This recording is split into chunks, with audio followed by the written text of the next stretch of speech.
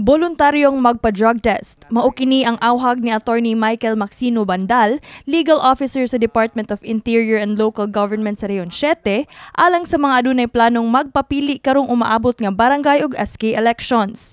It's not required sa atong laws for a candidate to undergo drug test, but considering the fact that our government is really doing its best to fight kaning proliferation of drugs, no? So leadership by example, perhaps nga kaning atong mga elected or kaning mga magpapili nato nga mga candidates, maybe they could submit themselves to mga drug test. Ang maong lakang usa ka pagpakita nga sila maayo nga ehemplo alang sa ilang giserbisyuhan nga barangay. Tungod sa nagkaduol nga piniliay, sigun sab ni Bandal nga ubay-ubay pud ang madawat ka complaint sa ilang opisina batok sa mga incumbent barangay officials dinhi sa probinsya sa Sugbo.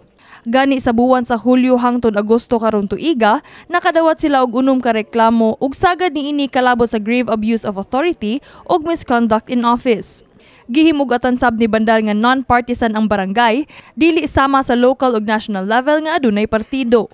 Busa gidid-an gayud ang mga elected local ug national nga mga opisyales sa pagsuporta ug pag-endorse sa mga magpapili karong barangay election. Very important to remember nga kaning barangay non-partisan gyud ni sila, no? So technically bawal gyud ni mo support nila nga mga public ng mga officials, no? As a matter of fact, magani, I believe that would be an election offense actually.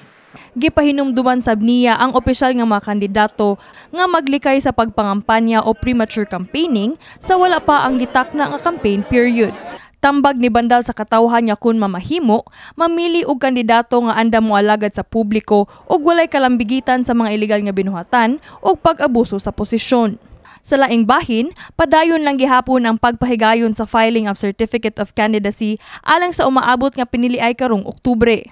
Karong Martes mao ang ikaduhang adlaw sa pagduso sa mga magpapili sa SK ug barangay election sa ilang COC.